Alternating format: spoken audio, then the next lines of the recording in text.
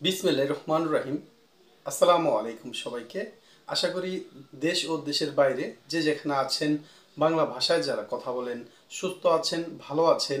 সেই প্রত্যাশা নিয়ে আজ আপনাদের মাঝে একটি গুরুত্বপূর্ণ ভিডিও নিয়ে এসেছি। যে সকল ভাইয়েরা বর্তমানে সৌদি আরবে আছেন বা যে সকল ভাইয়েরা বর্তমানে সৌদি আরব থেকে বিতাড়িত হয়েছেন, মানে আপনি হুরুপ খেয়েছেন, আপনাকে পুলিশ ধরে সৌদি আরব থেকে জেল খেটে আপনি দেশে আসতেন, সেই সকল ভাইদের জন্য আজকের এই ভিডিওটি। আশা করি আপনি আমার এই ভিডিওটি যদি সম্পূর্ণ মনোযোগ সহকারে দেখেন, আমার কথাগুলো যদি বোঝার চেষ্টা করেন, তাহলে দেখা যাচ্ছে আপনার বেশ ভালো একটি উপকার হবে। বা আপনি যদি সৌদি আরবে নাও যান বা আপনার রিলেটিভ কেউ যদি এই ধরনের সমস্যার সম্মুখীন হয়ে থাকে, তাহলে অবশ্যই আপনি আমার ভিডিওটি তাকে দেখার সুযোগ করে দেবেন বা শেয়ার করে দেবেন। সেই ভাইটি অবশ্যই আমার এই তথ্যগুলো যদি পেয়ে থাকে বা আমার তথ্যগুলো যদি শুনে থাকে, তাহলে তার বেশ উপকার হবে। এই উদ্দেশ্য নিয়ে আমি আজকের ভিডিওটি বানাচ্ছি। আপনি যদি আমার এই চ্যানেলে নতুন হয়ে থাকেন, তাহলে অবশ্যই আপনি আমার চ্যানেলটিকে সাবস্ক্রাইব করে পাশের বেল আইকনটি বাজিয়ে দেবেন। এছাড়া আপনি যদি আমার চ্যানেলটি সাবস্ক্রাইব করে থাকেন, তাহলে আপনাকে অসংখ্য ধন্যবাদ। আজ যে বিষয়ে আমি কথা বলবো, ভাইয়েরা এবং যে সকল বোনেরা সৌদি আরব থেকে জেল খেটে হুরুপ প্রাপ্ত হয়ে দেশে চলে আসছেন, সেই সকল ভাইদের জন্যই কথাগুলো। আপনি যদি সৌদি আরবে আবার নতুন করে যেতে চান, সৌদি আরবে যাওয়া যদি আপনার প্রয়োজন মনে করেন, বা আপনি সৌদি আরবে গেলে আপনি মনে করতেছেন ভালো কিছু করবেন, সেই সকল ভাইদের আকুল আবেদন নিয়ে আমি বলতেছি, বিনীত অনুরোধ করে বলতেছি, আপনি অবশ্যই এয়ারপোর্ট একটি প্রিন্ট উঠাবেন। আপনি আপনার বায়োডাটা সৌদি আরবে যেগুলো এখনও জমা আছে সেইখান থেকে আপনি প্রিন্ট উঠানোর পর ভেবে চিনতে তারপরে আবার সৌদি আরবে যাওয়ার চেষ্টা করবেন।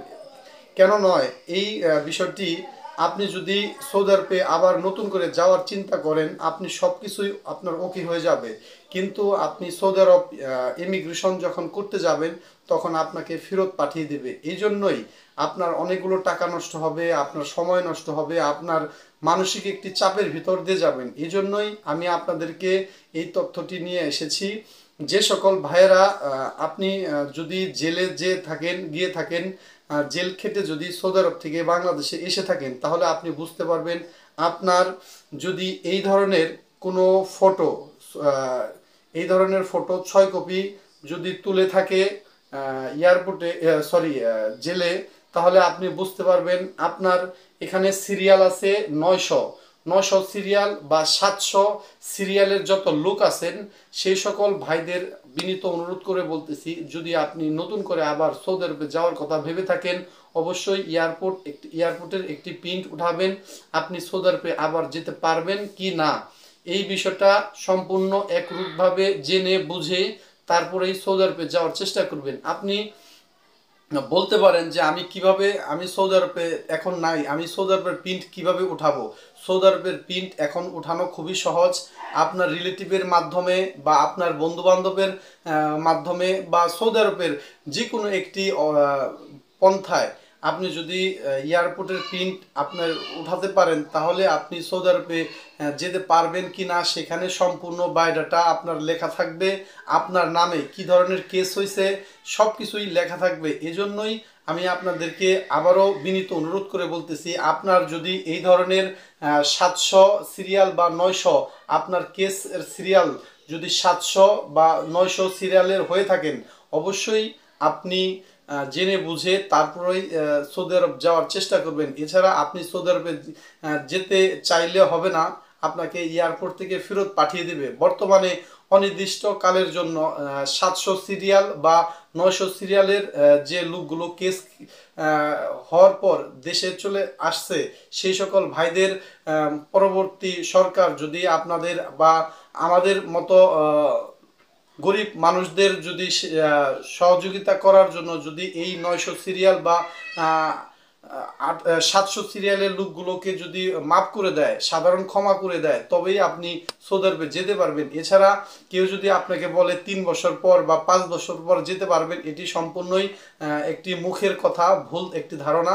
আপনি যদি যে কোনো সময়ই সৌদি আরবে যেতে চান বা যাওয়ার কথা আবার নতুন করে ভাবেন, তাহলে অবশ্যই আপনার যদি কেস নাম্বার 700 থেকে শুরু হয় বা 900 থেকে শুরু হয়, অবশ্যই এয়ারপোর্টের একটি প্রিন্ট উঠিয়েই তারপরে যাওয়ার চেষ্টা করবেন। এছাড়া আপনি যদি শুধু শুধু এই প্রিন্ট না উঠিয়ে যদি সৌদি আরবে যেতে চান, আপনি কখনোই যেতে পারবেন না। আপনি সব কিছু ওকে হওয়ার পরেও আপনাকে এয়ারপোর্ট থেকে ফেরত পাঠিয়ে দিবে, এরকম অনেক ভাইয়ের হয়েছে। এজন্যই আমি আপনাদেরকে সতর্ক করার জন্য এই তথ্যগুলো দেওয়ার চেষ্টা করলাম। আমার এই তথ্য যদি কোনো ভাইয়ের উপকার হয়ে থাকে বা আপনি মনে করেন যে আপনার উপকার হয়েছে, তাহলে অবশ্যই কমেন্টস বক্সে আপনার মূল্যবান মতামত জানাবেন। এছাড়া সৌদি আরব সংক্রান্ত যদি কোনো আপনার তথ্য আর প্রয়োজন হয়, অবশ্যই আপনি আমাকে কমেন্টস করবেন। এছাড়া আপনার সুন্দর আঙুলটি দিয়ে আপনি যদি আমার এই পর্যন্ত ভিডিওটি দেখে থাকেন, তাহলে অবশ্যই একটি লাইক করে যাবেন। আজ এতটুকুই, ভালো থাকবেন, সুস্থ থাকবেন। আসসালামু আলাইকুম রহমতুল্লাহি ওয়া বারাকাতুহু।